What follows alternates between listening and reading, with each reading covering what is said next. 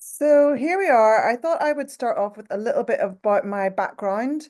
Before I started paddleboarding, I always loved the sea, and I grew up in Belfast and spent many summers jumping in and out of the water in along the north coast. This is Portballintrae with some of my family members and Portrush. So swimming mainly when I was younger, jumping in the seas, in the crack. And then I ended up I went off to uni and in Edinburgh, and then I got into yoga when I was there, and I just loved yoga. Wanted to teach yoga, but actually started got a job in a holistic center, started off as a massage therapist. So massage and yoga were my main things. And with those tools in hand, I was really keen to go to the origins of massage and yoga. And I spent time in Asia, went to Japan, China, Nepal, Tibet, India, so went off to Australia, and yeah, did a lot of traveling, and then ended up in London and got my first massage job in a busy spa holistic center in London and started working there. And then ended up doing a bit more traveling and ended up going to New York. So here I am in New York. Now, during all of that time, I hadn't done a lot in the sea, maybe at home on my holidays, beach holidays, things like that. But things changed when I went to Montauk, which is outside New York. It's just past the Hamptons, and it's the last place on Long Island. It's the lighthouse Montauk. And it's beautiful, golden beaches. There's at the time when I was there, surfing was so popular. I felt like every car had a surfboard on it. There were surfboards all down the beaches and paddleboards. Um, and then when I was there, things changed for me. I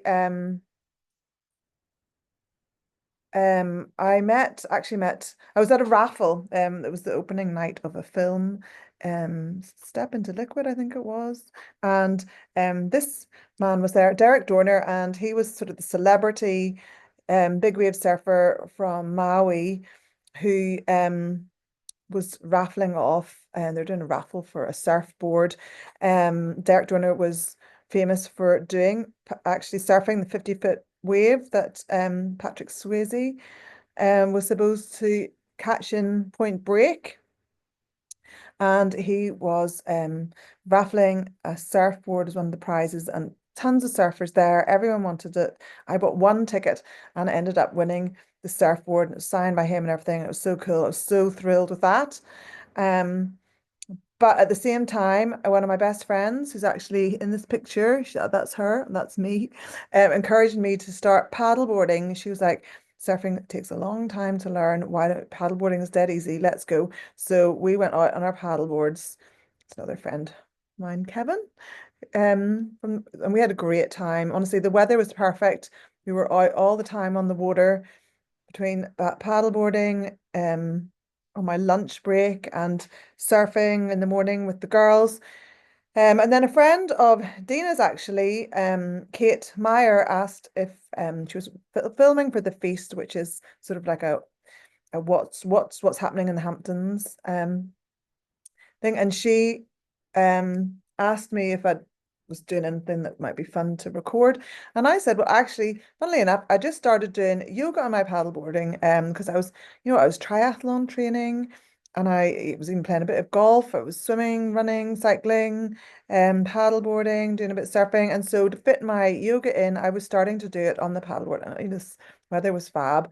So she's like, oh, can I film you? So she filmed me, and when I did the headstand, the video that she put on the Hampton Feast actually went viral.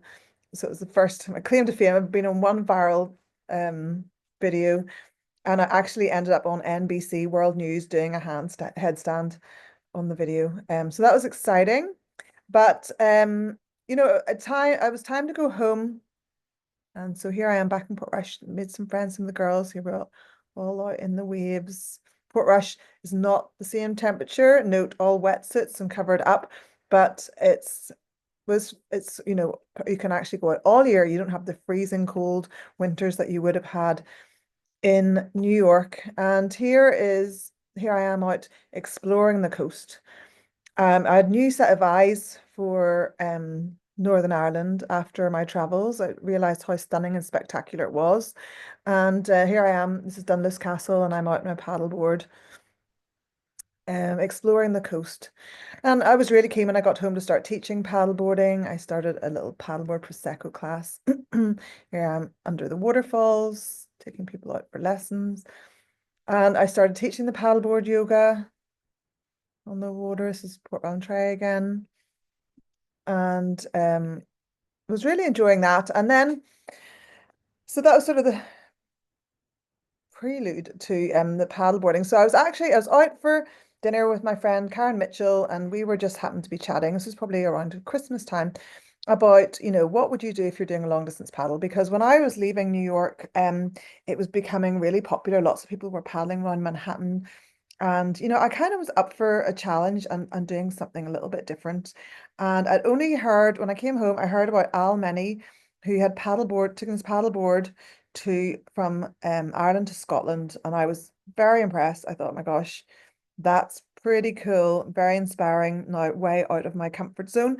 So I was talking to Karen about what would be my comfort zone, and I was saying, you know what, I would I've done Belfast Lock paddling around there, you know, Bangor, Crawfordsburn, Helens Bay. I've done a little bit of the Antrim coast around Larne, where my dad's side of family are from, and then up around the north coast because I was living up there at the time. And I thought, you know, what about joining the dots and doing the coastal route?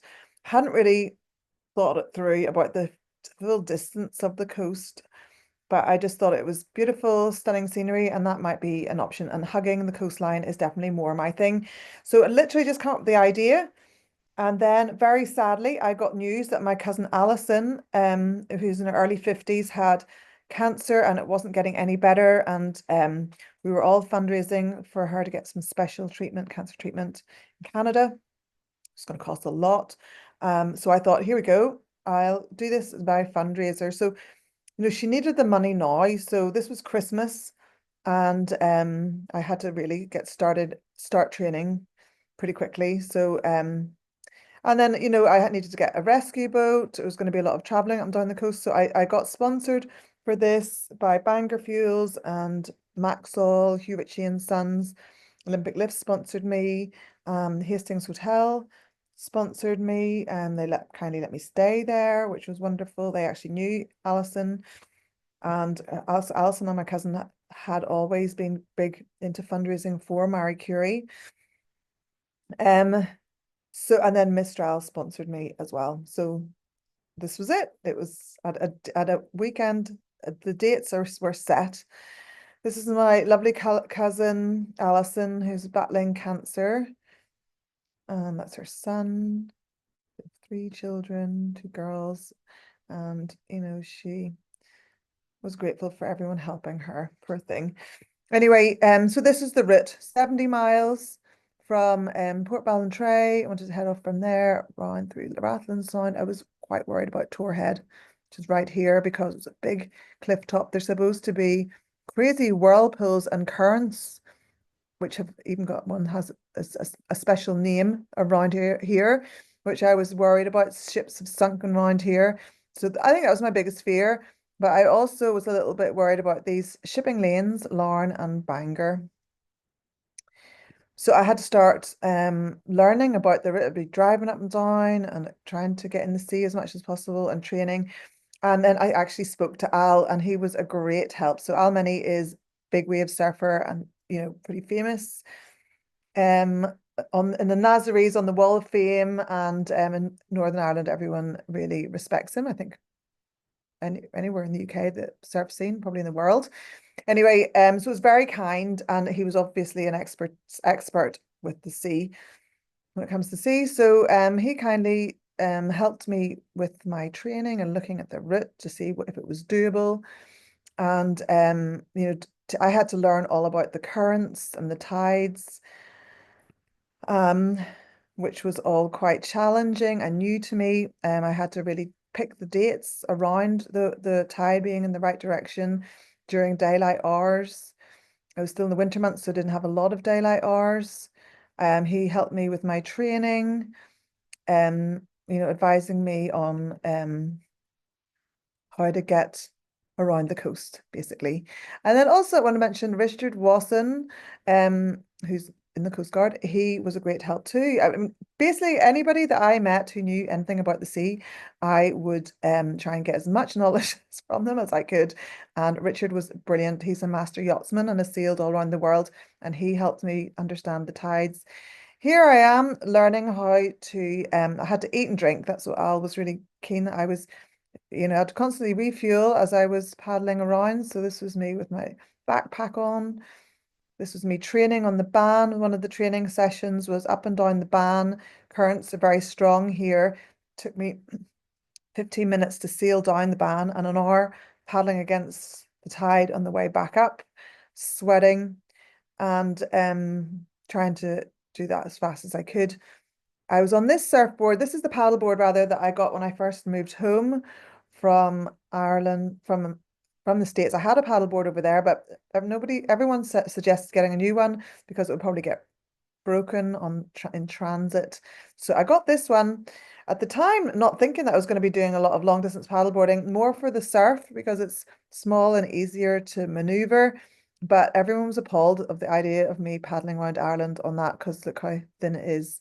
I'm literally in the water. So training away. Also, Alan Simpson and Richard Robinson. I'm talking to the two of them here. Alan Simpson had also done a huge paddle. I think it was 30 miles up the Ban, which was very impressive. So it was really good getting some information from him. And Richard Robinson is Al Menny's personal trainer, and it was really good listening to their getting advice from them. Gavin Knox is paddleboard instructor, but he worked in the fisheries for a long time and he knew the Antrim coast. So I kind of knew the North Coast fairly well, and I'd got a lot of help on that. But there's bits of the East Coast that I didn't really know that well. So he was very kind. Gavin drove me up and down the coast and looking out, and he helped me understand the sea along the East Coast. And then a big thank you to Alan Brana, who managed to get me a Mistral board. So this is a proper racing board, long distance, built for the ocean. And this made a big difference as well. It felt a lot sturdier. It's very solid, and the more volume, so you're not really so sunk in the water, and it's designed for waves. Here I am heading out with my lovely new racing board. And actually, this is one I recorded this. Hope you can hear it. It's one of my last training days. Like when I was training, I was going out and doing 2 hours at a time, training and trying to practice, eating my food when I was out there and getting comfortable and understanding the ocean and things. And this was one of my last training days, and I'd been advised to go right out, like 2 miles out into the middle of the sea. So I was practicing this. So on one of my training days, I came down from where I was staying and to the Strand Beach, and I only had a couple of hours. I had 2 hours to train, and it was about 2 hours before it got dark. And I came down, and I can't remember what way the tide was going. And I decided, you know what, I'm going to go in this direction, down towards Port Stewart. So I paddled down to Port Stewart, along Port Stewart Strand. And part of my training, I was supposed to go out 2 miles out. So I did that. I went 2 miles out into the middle of the sea, and I had my sandwich, sat down, had my sandwich, had a drink, and then thought, right, better paddle back before it gets dark. So paddling back, and I was coming around these cliffs, and I remember seeing all these fluorescent yellow jackets along the top of the cliffs and people looking out. And I remember thinking to myself naively, has fluorescent coats just become a new fashion? And then it wasn't until I came right closer to shore, I realized that fluorescent coats were all now down here on this railing and watching me come in. So I had to what a shame it was the Coast Guard. And apparently when I was 2 miles out, I have had, they have had about 6 calls saying that there was someone in danger on a paddleboard out in the sea. So I quickly learned from that moment on that it's very important to call the Coast Guard, even if you feel safe, just to make sure that they know what you're doing. And if other people start calling in, they know what you're doing. So definitely recommend calling the Coast Guard for any long distance travel. There we go. So learning as I was going along. And then here we are, the time arrived and I'm down. This is a bit bleary. I'm in Portballintrae Harbour the morning of my long distance paddle. It was about a marathon a day.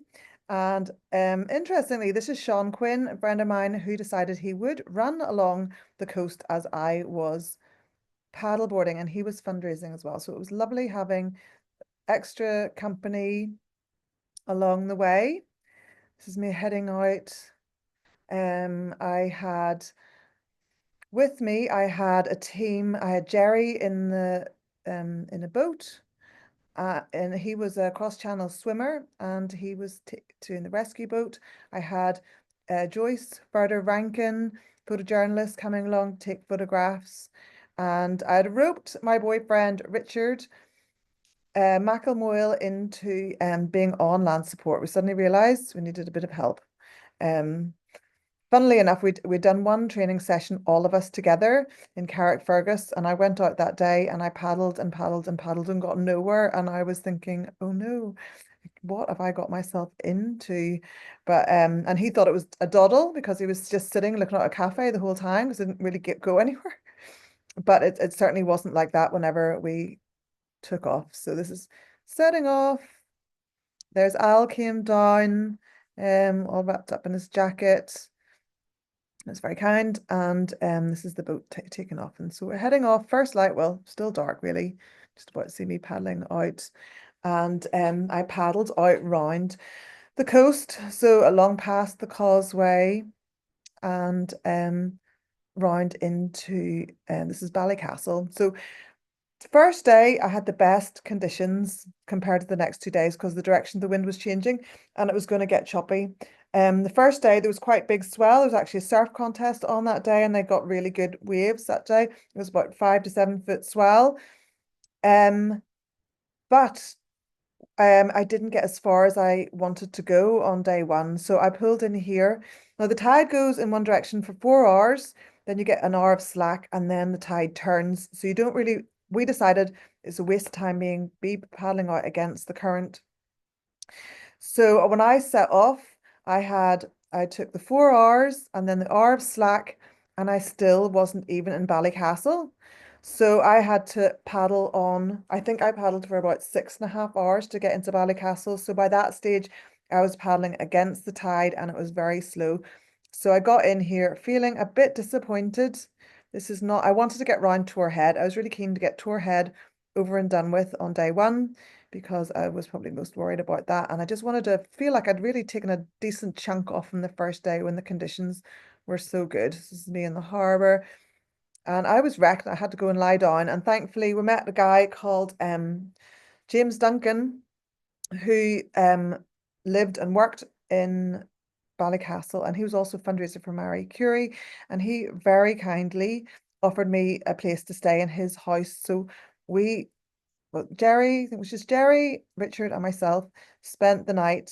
When I say the night, we went there, unpacked, well, rested for a couple of hours, and then I went back out. I'd actually called into the harbour master because I'd spoken to him. I'd been round, I had done some practice training around Ballycastle, and I got to meet the harbour master. I wanted to explain to him what I was doing. And so that day when I arrived, I said to him, you know, it's got so choppy and I really wanted to get round Tor Head. And he was really encouraging. And he said, you know what, on days like this, the fishermen still go out, but they just hug in close to the rocks. So I just thought, I'm going to do that. Now, I wasn't supposed to. I changed the plan. I was supposed to be right out in the middle of the sound to get a good push through because there's a massive push of current. But it was just too far out of my comfort zone. So I just went round the edge of the cliff. And the good thing was that James knew Tor Head really well, so he was our guide. And we paddled around here. Joyce and Rich, no, Joyce was up with James driving round. And I was out in the sea. Jerry was in the boat and paddling around Tor Head. And I was nervous because I'd heard about these crazy currents and everything, but thankfully no whirlpools or crazy currents, but big headland, Tor Head. There's Richard, he got a turn in the boat at that stage. Note the jacket. Yeah, that was a little sideline. He came rushing out in the morning as our on-land support and forgot his coat. So we had to borrow that from Al. Some of the little things I found out about after. Because I was pretty much just focusing. I had to really concentrate and focus on what I was doing. So anyway, that's us. There's Jerry, who was navigating us around, keeping nearby while I paddled. And I see it's starting to get dark because we were just catching. I literally had like an hour or so in the evening, but I went out really early in the morning. Tide was going in the right direction, and then it changed direction, and it was going back again in the right direction. But I only had an hour or so, but that was enough time to get round to our head, kneeling because it was so choppy. Couldn't stand out here. And then thankfully James was able to show us where there was a little harbour in Tor Head for me to come in at and call it a day. So this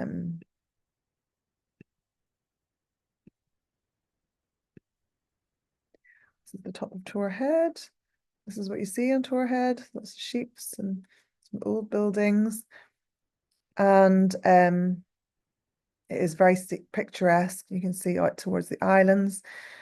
That's the little harbour. So we pulled in there, thankfully, and got some sleep. But I was up again at first light. I think this might have been the sunrise in the morning and setting off again. So there's no real rest. Was a bit of rest, but we were just all tired. Had some food, got to bed, got up early again. There's Richard and Jerry in the boat. Joyce was taking the photos and I was heading off again. And this time now heading down. That was James and Richard. She was heading on land. And heading down the coast towards Cushion Dun and Cushion Doll. And it was sheltered in places. When I hugged into the coast, it was sheltered. I'm talking to Richard, he's got his binoculars on. Kneeling again a lot of the time. And then the wind picked up and I got tired and I pulled in just before Glenarm. In around this, just before Glenarm Harbour, pulled in here. Actually lay down. I'd been doing a lot of prone paddle training, and that was the only time I really used it lying down flat. I just stood and kneeled the whole time.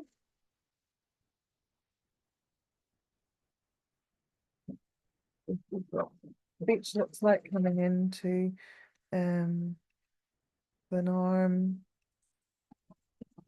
So this is where I am at Glenarm, and I paddled along the coast over here, Cushion Doll, Cushion Dun, round Tor Head. I started day 2, Tor Head, and I paddled down past Cushion Dun, Cushion Doll, and then the wind picked up around here, and I came in at Glenarm. And you can see behind me over here, this is Glenarm Harbour. There we go. So this was where I came in on day 2. Now I wasn't where I wanted to be. I wanted to paddle into the Hastings Hotel. It's right on the sea. I wanted to get right into Larne. So it was like the next harbour down or town down, basically. So I rested for a while. I rested for a few hours. I went to the hotel, chilled out for a bit. This is Glenarm Harbour, and got back out into the sea. Came back down here again. It was getting dark this time because the sea changes every day. it changes, not it's knocked out an hour of when you know when you get up in the morning, what the tide's doing, going in or out. And so that night I only had I had very little time before it got dark, maybe half an hour. Down there, very beautiful part of the coast, Antrim coast. And I paddled along here at the end of day two, coming in here behind me at the Ballygally Castle Hotel, who had very kindly sponsored me. So I did stay there with all of my online support and my water safety team. It was very kind of Ballygally Castle. So I paddled from Glenarm, you know, it was day two. I hadn't got as here, but wanted to finish up here at the end of day two. I'd actually got as far as Glenarm. So I rested for a few hours and then I got back in the sea. And I paddled this last little bit from Glenarm to Ballygally in the dark. And my on land support, I could see them driving up and down the road here looking quite worried, just with the speed of the car. And it looked, there's the uncertainty. They couldn't see me in the water at all, but I could see them. So I didn't actually feel so scared, but I was very, very tired. Paddled that last bit. I think I paddled about 7 or 8 hours that day at least. And it was my second day in a row. And then I pulled in here because I could see from the lights from the road. So I came in here and stayed at Ballygally Castle Hotel. That was very kind of them. It was quite emotional because this fundraiser was for my cousin Allyson, and she lived here in Larne. She's from Larne. We would have spent a lot of time growing up visiting all our cousins and aunts and uncles in Larne. So a strong tie to this area. And obviously, at that point, I was doing the fundraiser for Allyson, but she hadn't survived her treatment. She died, sadly. So it was a little bit emotional doing this last bit. She had always, her and her mother, my Aunt Eleanor, had been great advocates for Marie Curie and had done a lot of fundraising for them over the years. And the Ballygally Castle Hotel, Hastings Hotel, do a lot of fundraising for Marie Curie as well. So it was very kind of them to sponsor me, and I stayed here. It was so nice getting into a nice comfortable bed after all that paddling and having a nice dinner. That was the end of day two. Getting there. Belfast Lock is just that way. And they must have thought I was crazy because I literally walked in the door with my wetsuit on and my fuel bag, you know, water thing hanging off me and everything. Because I literally paddled to the door and came up. So that's the Ballygally Hotel. It was very kind of the Hastings groups. Really appreciate that. Okay, next morning. So day two in the morning, I actually got up really early and looked out the window. I was supposed to have a lie-in because the tide wasn't going to head to Larne. From Larne towards Belfast. It was the last day, and the tide was going in that direction at 10. So I told everyone in my group that we could have a rest, have a lie-in, have a shower, have some breakfast, no haste.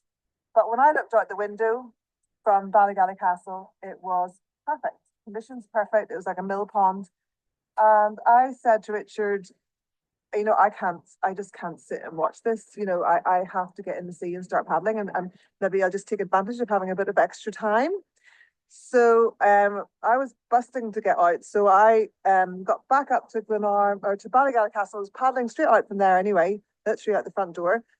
And so I told my rescue boat, listen, there's no rush. You guys shower, have your breakfast, and take your time. And sure, you can go much faster than me. Speedboat, you can catch up with me. Maybe I'll see you at Larne Harbour for the first crossing of the shipping lanes. Anyway, so I tootled on, took my time. Richard followed along on the road, but there was no sign of the boat, of the rescue boat when I got to Glenarm. Or sorry, Larne Harbour. Still no sign of them as I went down past Isla McGee. No sign of them as I was coming up to Belfast Lock. And so in the end, I actually didn't have a rescue boat for the last day. I didn't know exactly what happened when I was in the water, but I'd found out afterwards that actually the boat was coming out of here and it hit waves. I think it hit waves and then it knocked it and it hit rocks, but it was damaged and they had to call the Coast Guard and everything. So they didn't tell me when I was in the water, but they had had a problem and they couldn't continue. So I did the last day by myself, coming into Belfast Lock, which wasn't really the plan, but sometimes these things happen. Anyway, thankfully they were both okay, the passengers in the boat. So I would just say, when it comes to paddleboarding, you just can't ever be prepared enough, because I'd never even thought that there would ever be a problem with the rescue boat. Here I am at Larne Harbour, and you can see the P&O ferries coming out right now, and you can see where the markers are for the shipping lane. This is the first shipping lane I had to cross, and thankfully there's no ships around.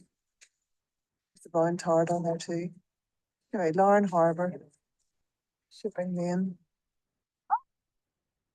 So it's a bit nerve-wracking crossing the shipping lane here. Thankfully it's quite narrow, and managed to get across. And yeah, and then I went round Isla McGee, and I came up to the other side over here, and still no rescue boat. I was starting to get really stressed, and you can see the waves. It was I was just really nervous to get across, because I wanted to get across before the tide turned, because I thought it's so slow paddling across, never mind paddling against the tide, and dangerous. So literally I got here and there was no sign of them, and so I thought I'm just gonna go for it. So I went, I paddled across. This was quite dangerous, and you can see how slow, imagine how slow a paddleboard is compared to a ship coming in. So I was sweating. I literally gave it everything I had to get across here as fast as I could. And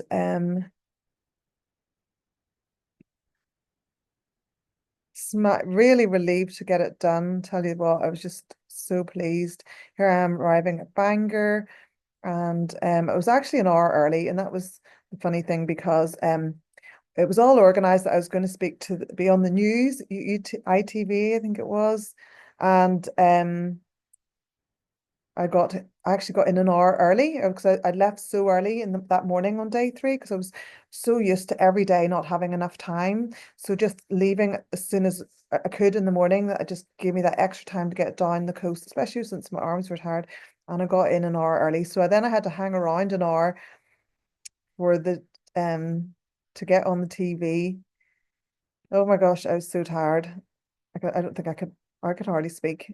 And my medic was there, and she was really keen that I just went and got, warmed clothes and fed and rested. And then I got back to Portrush and had this lovely message on the front of the car. So that was really sweet. So yeah, it was just huge achievement, I felt, for myself, just to get that all done. I don't think a lot of people thought it was actually possible to do that 70 miles plus around the coast around that area, because it is so dangerous. But it was a real relief, and I think I raised about £3,000. Half of it went to my cousin's family, because they had to do a lot of expense traveling back and forth to Canada for the treatment, and then the other half went to marry Curie. So yeah, so I was really pleased with that. But I also remember thinking, never again. That is me completely done. No more paddleboarding. I am resting.